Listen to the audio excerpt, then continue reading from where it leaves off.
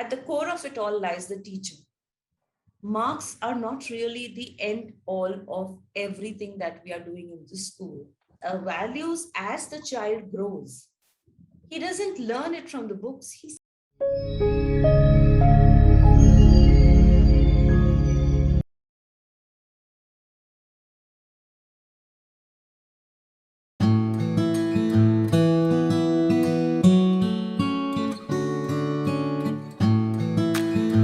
Hello and a very warm welcome to Great Principles. I am Seema Chhoriya.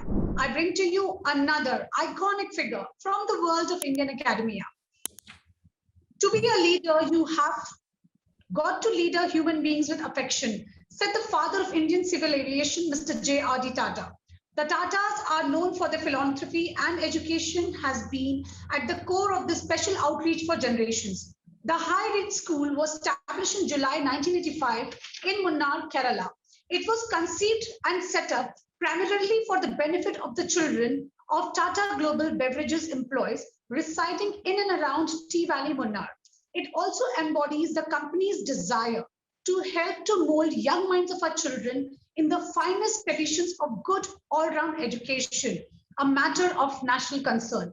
Today, in conversation with me is the vibrant Miss Pooja Bose, principal of the Higher End School in Munnar, and I may fall short of words when I speak of the great service the school and its management does in the field of education. So without any much further delay, let's welcome Ms. Pooja Bose, Principal, Higher End School, Munnar. Welcome to Great Principles, ma'am. It's an honor to have you here. Thank you, Seema. Thank you for having me. Ma'am, once upon a time, a student of a child development and education equity enthusiast, today you are a school leader. So we would like to ask you, and that too, to the one of the finest families, business families of India, you're leading that school. So I'm sure every day must be, very glorious for you doing, something where you are creating a difference. So tell us about your vision and your journey in education. So my educational journey has been quite fascinating. I was a student of a very old convent school of Delhi. Started my schooling from nursery, ended in 12th standard from the very same school.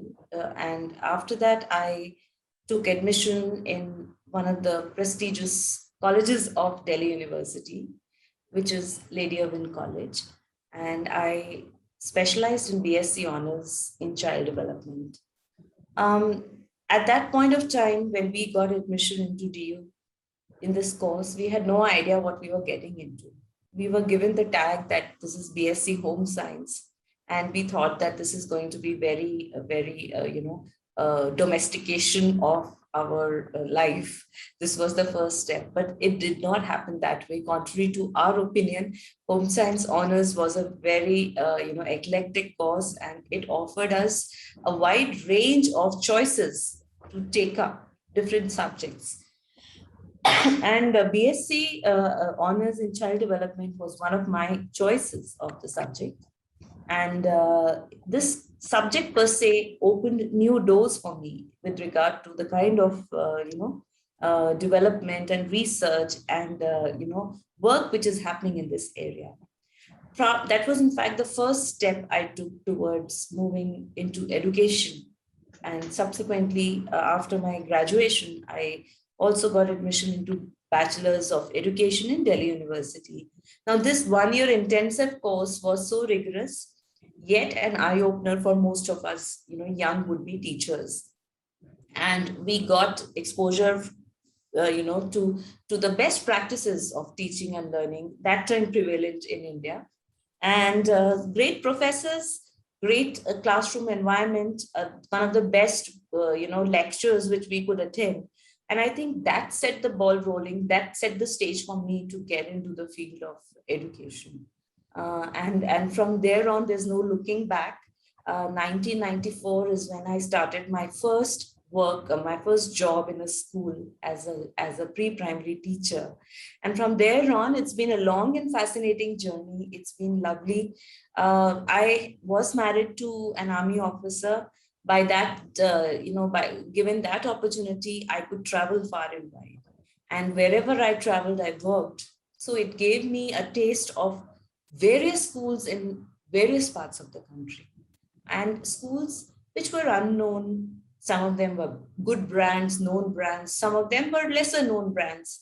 But I figured out, I discovered, and I realized that a school is not made by the name tab or the infra or the advertising. At the core of it all lies the teacher. And her competencies or his competencies are what matters the most to the child who is at the receiving end of learning.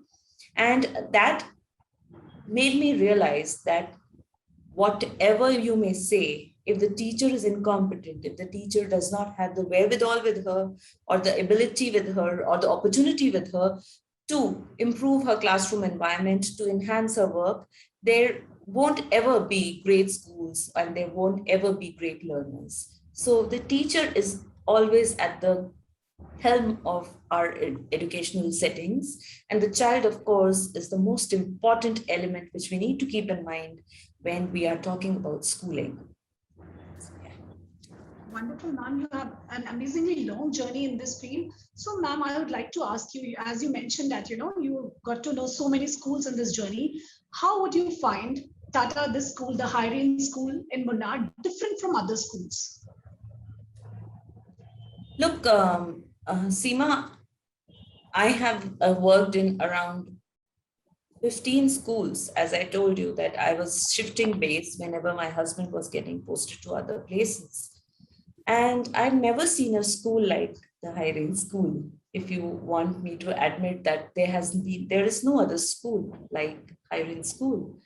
And it's not that it has one of the most amazing infrastructure, or it is great in a way, it has some great classrooms or playgrounds. No, when you look at it, it is one of the most commonly seen schools across the country.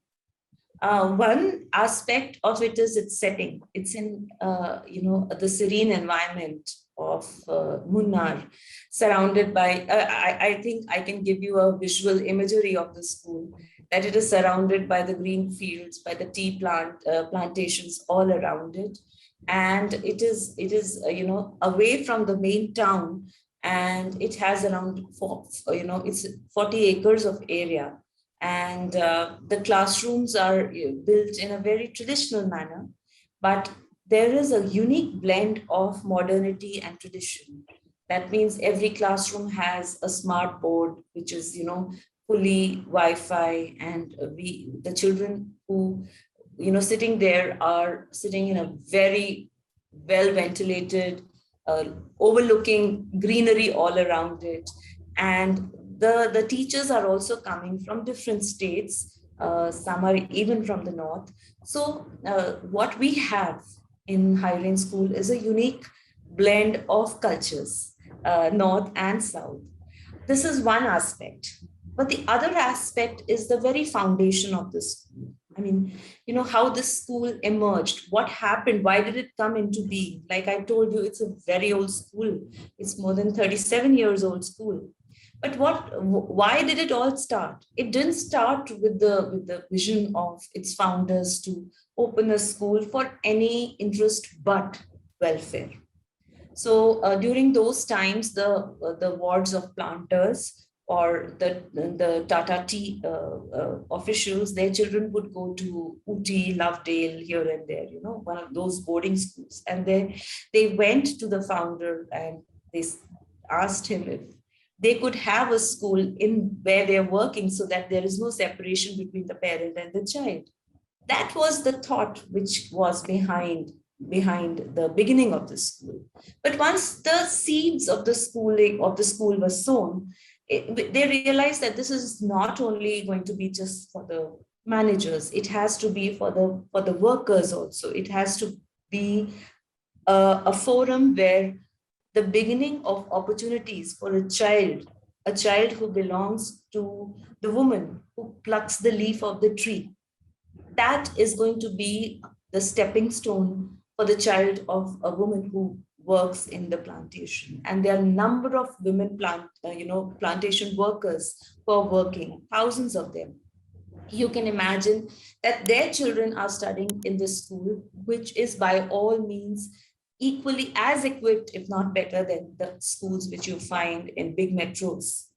So the idea was that the child who comes into the into the portals of the higher end school gets good quality, equitable education, inclusive education, irrespective of the economic background of the parent. So, from top to bottom of the hierarchy, all the children are studying the same way in the same classroom, eating the same food, traveling in buses together.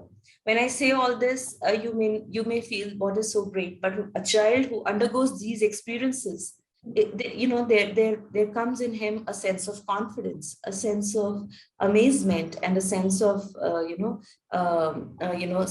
sense that yes, life can be good for me also. I have an opportunity to rise. Upward mobility is possible in my life. And the ones who are at the top brass, those children also understand what it is to be a child from not so rich economic background. So it's a two-way win-win situation. It's empathy from both the sides. So that's, in a nutshell, I would say that's the ethos of higher ed school. It is equity, inclusion, quality, and secular. It's all of these in reality without making too much fuss about it. So a school which is actually set up on the core values of education, as you mentioned, equity, inclusion, secular, equity. So these are the core values of education. And what a beautiful thought that why for managers, let it be for each and every worker, And to all my viewers, I suppose the school doesn't even charge fees, right, ma'am? It's highly subsidized. And for the children of plantation workers, it is free of cost. We don't have any fee for transportation, or it's highly subsidized. So Yeah. quality education at almost negligible price to these students. What better can a parent expect? At this when a parent is from a socially, economically backward class, so what else can he expect than getting a world class education for his child? So giving Absolutely. these children to fly, what a beautiful thought. And Tata's has always been great in their philanthropy activities. And today we get to hear how well do they take care of the people associated with them. It's a big Tata family, and by family, it actually means the word family. Wonderful concept, wonderful school, and we are very privileged to showcase the story of this school today. Going ahead, ma'am, we would like to know from you, why is facilitation better than teaching for cognitive learning?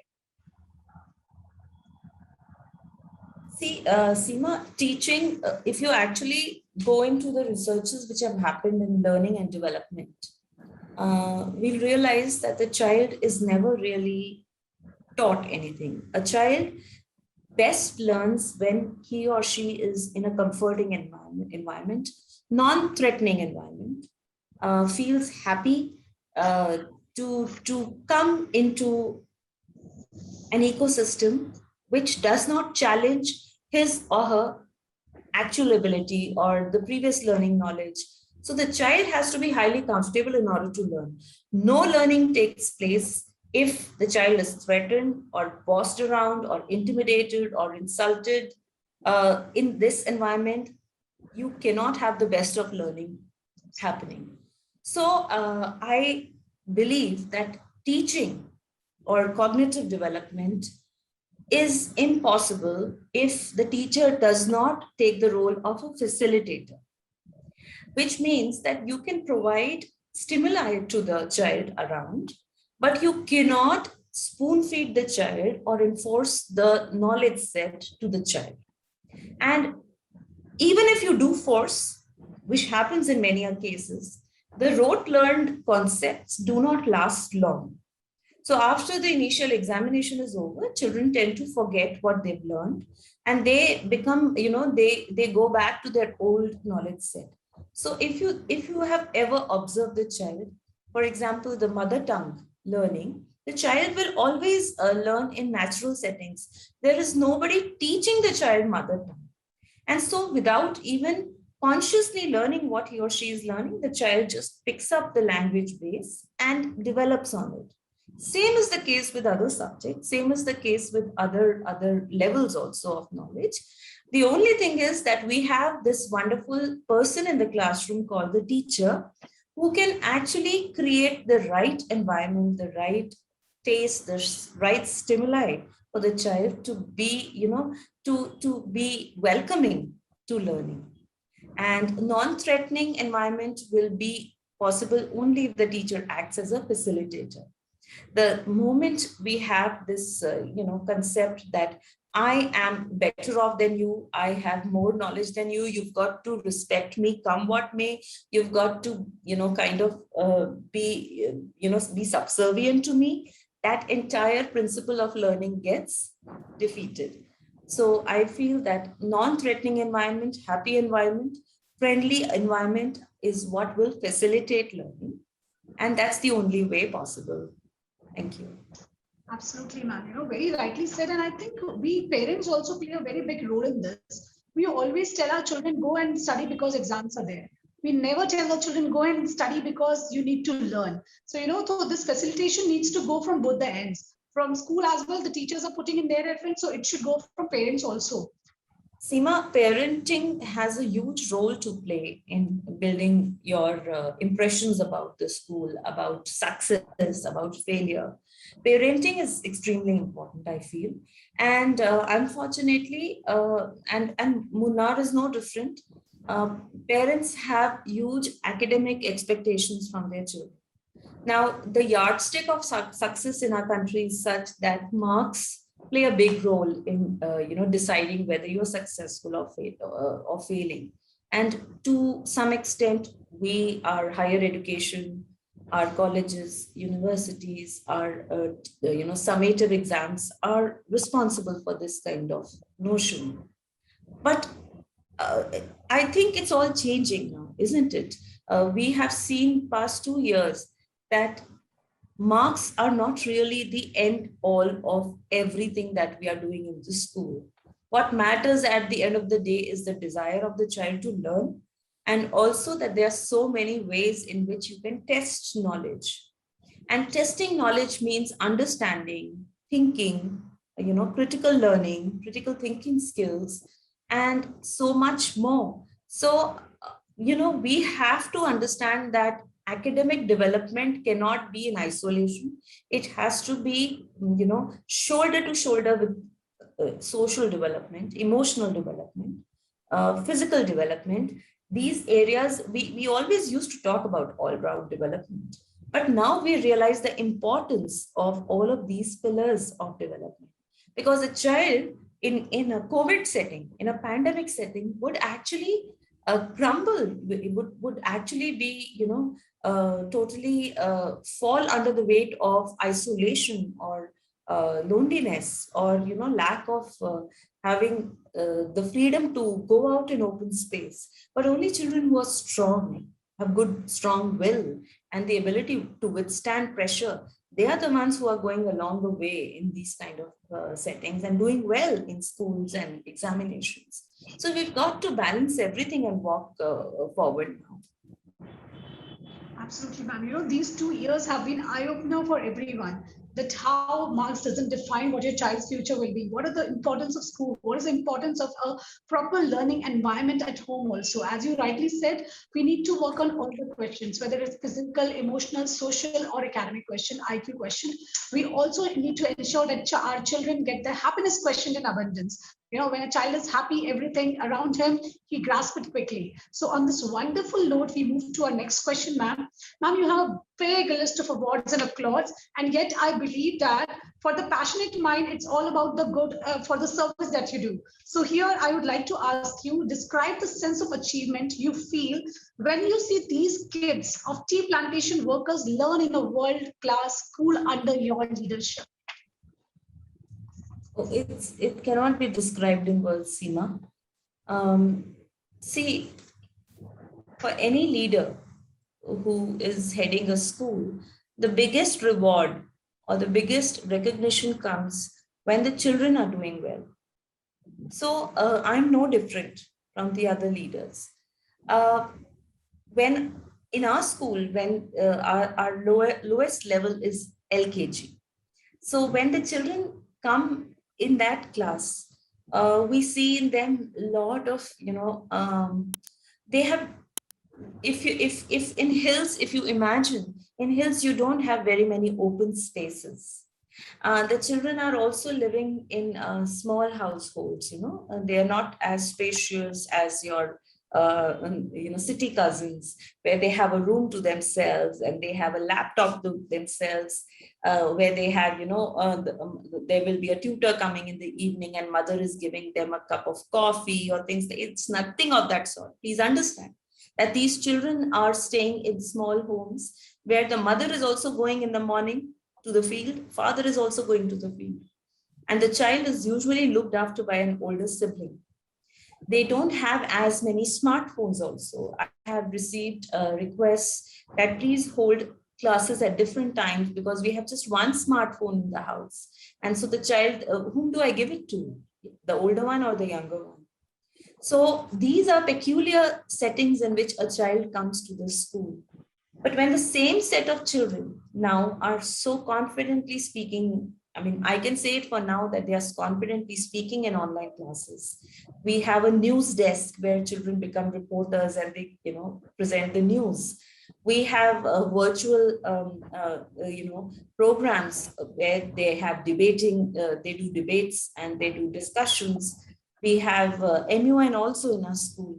All of this is happening. So it's a delight to see a child from such backgrounds develop his own self, enhance his own capabilities, and believe me, they are no less intelligent, no less capable, no less smarter than the children of Bangalore or Hyderabad. They have it all in them. They're very sharp to learn. They're very absorbent when it comes to exposure and learning. So they're very smart in that way. And I see in them a hunger to learn also, because for them this is like a stepping stone. So there's a lot of a desire to learn, and the element of amazement is there, which adds to the thrill of learning. All of these things are necessary for learning, good learning environment.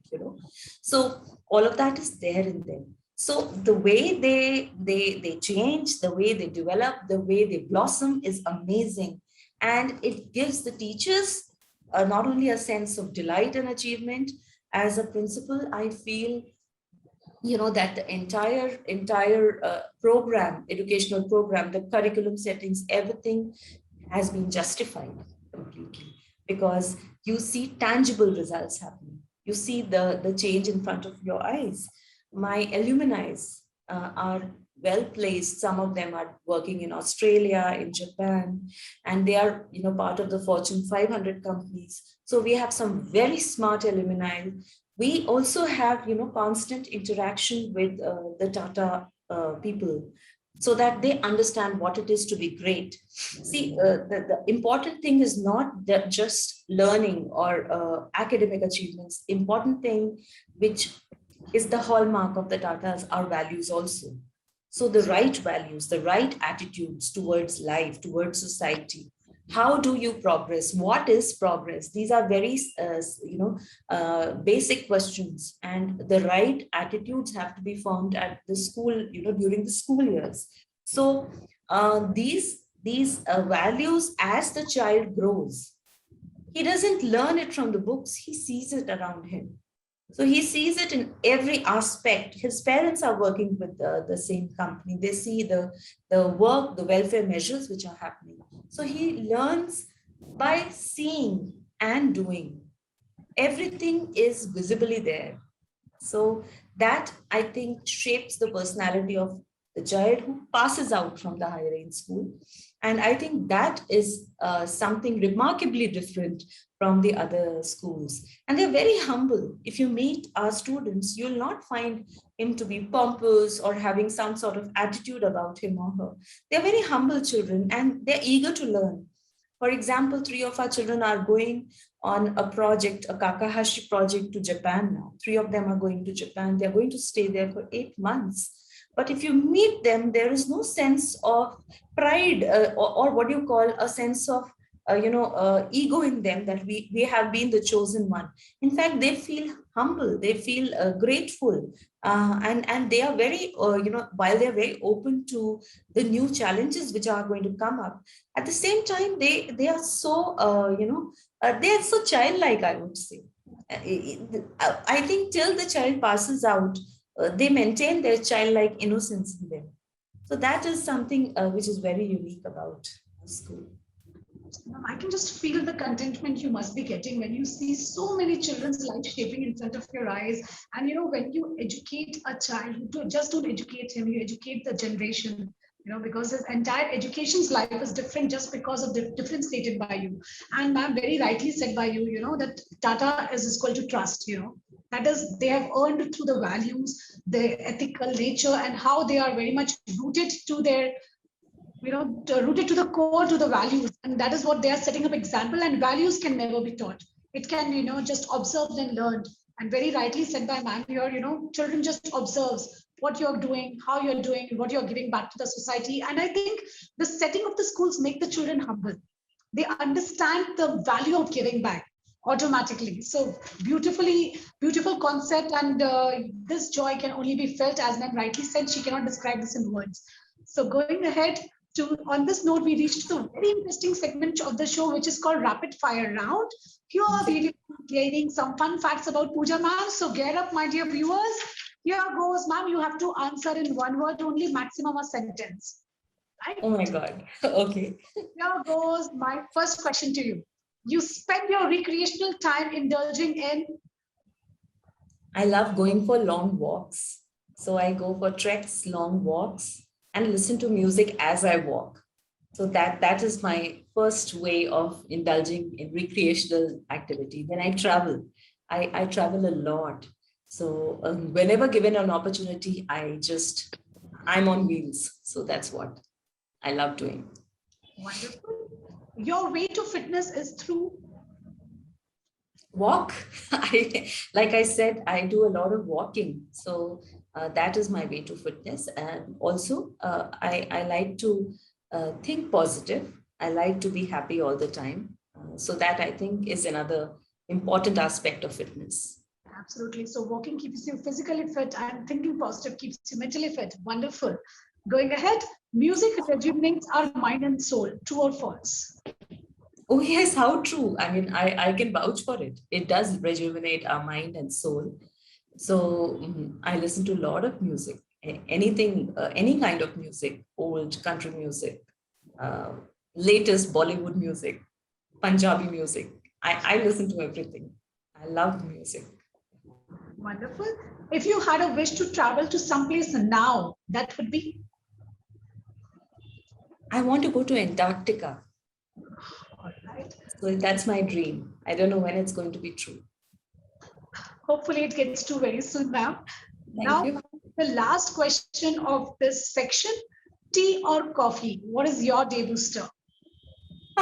This is a tricky one, but I'm a tea person in the morning and a coffee person in the evening. Maybe. So both. I start my day with a cup of tea, but in the evening, I like a good cappuccino. That's my cup. Amazing. So, she kickstarts a day with the cup of tea, and then she just bursts all her stresses out with a cup of coffee. So Yeah. this was amazing to know you in this section, ma'am, the fun facts, and I'm sure my viewers are going to enjoy knowing you on this front. This brings to me to the last question of the show, which is also called viewer's choice question. Oh my God. And look, I'm agog with excitement. I have so many questions shooting through my mind here. So I'm just taking a deep breath because my viewers have sent me so many questions. We have picked this one for you. Why is education a commodity and not a right in democratic India? No, it is a right, actually. Article 21A says that right to education is a right.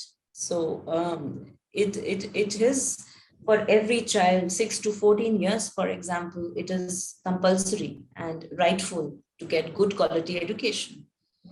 But like any other law in our country, we have not been able to give full justice to this right also.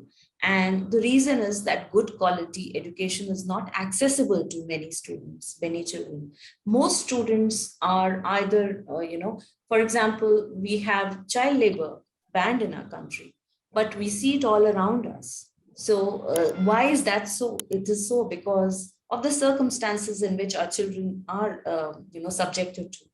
And believe you me, that COVID has even worsened the situation, because it is not only right to quality education, now digital education, the inequity in digital education, the lack of access to good quality, digital, bandwidth is again a cause of grave concern. I would like to talk a bit in detail about this issue.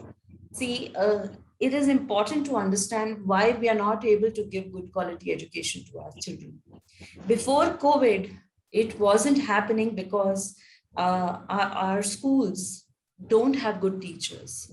See, most of the schools, even in the B class cities, in the remote towns of this country, have been able to create infrastructure.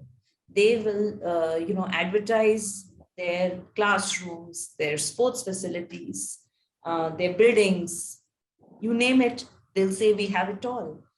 But it's difficult to get quality teachers in our country.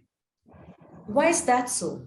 Why can't we get, when there is so much of unemployment, why can't we get quality teachers? Is because we don't have good quality educational institutions in higher education sector to groom these teachers. We don't have enough good quality B.Ed colleges.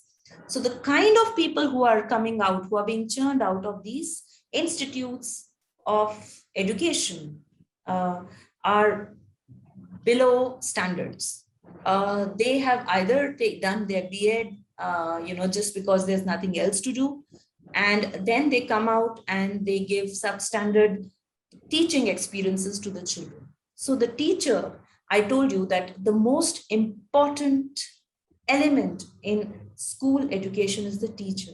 And we have to improve the quality of the teacher in our country. For that, we have to improve our B.Ed colleges.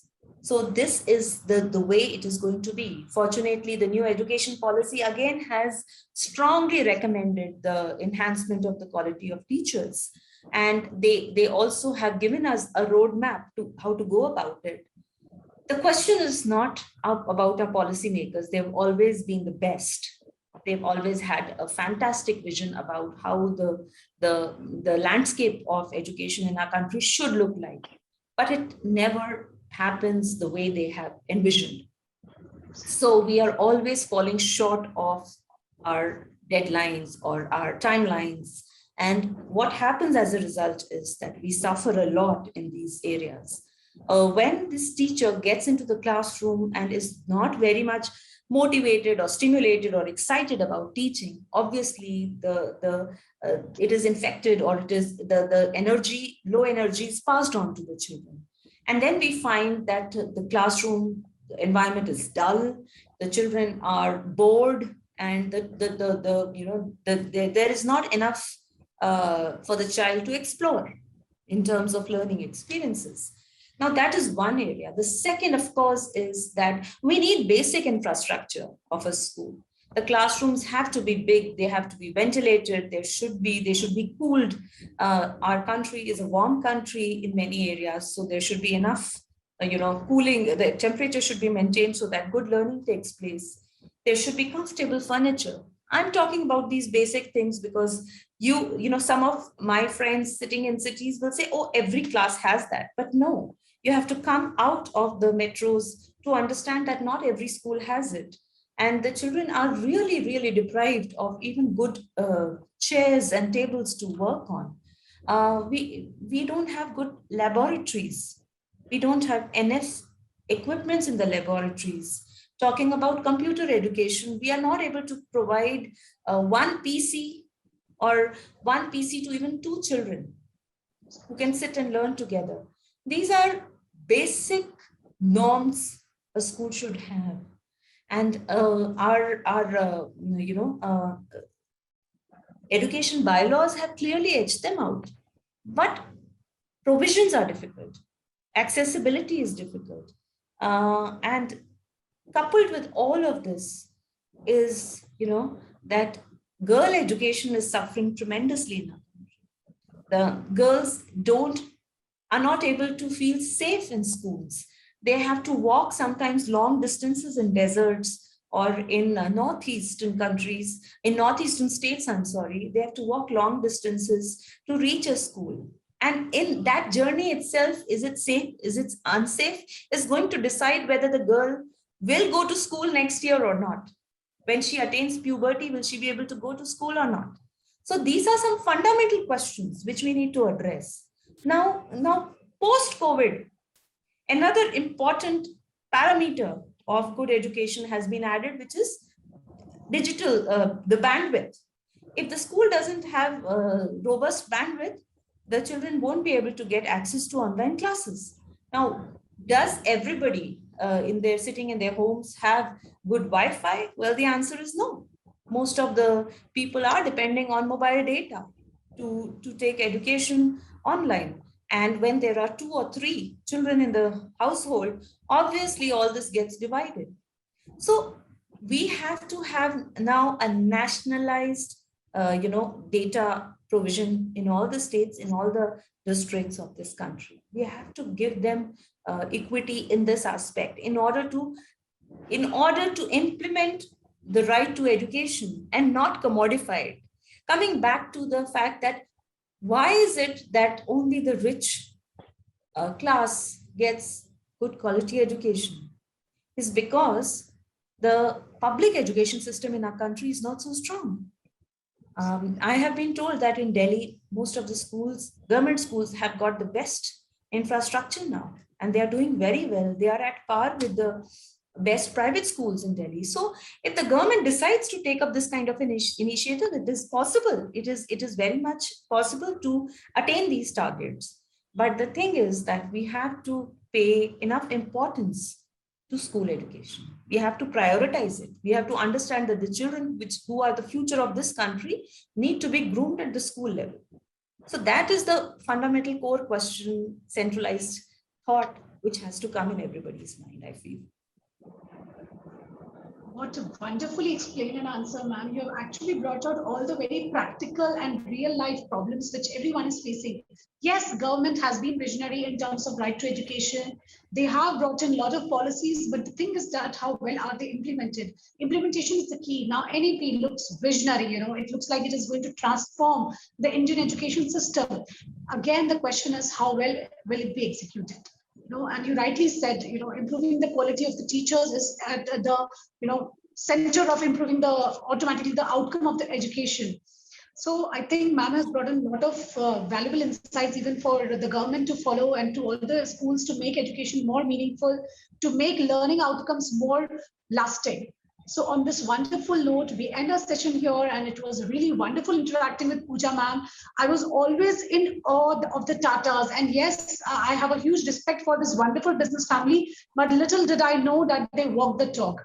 They and provide the noblest service, that is education. I'd heard it from Pooja ma'am today, and I believe it that if this kind of practices is being done by the big business houses, there will be a change, at least for the people. They are today employing several of people in their organization, so a big step can be taken through this one example set up by Tata. What a wonderful, inspiring episode. Thank you so much, Pooja ma'am, for sharing this with us.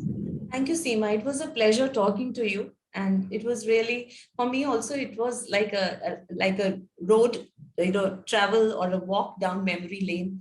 And it was really enjoyable talking to you. Thank you so much, madam. I'm sure my viewers are going to get a lot of insights from this.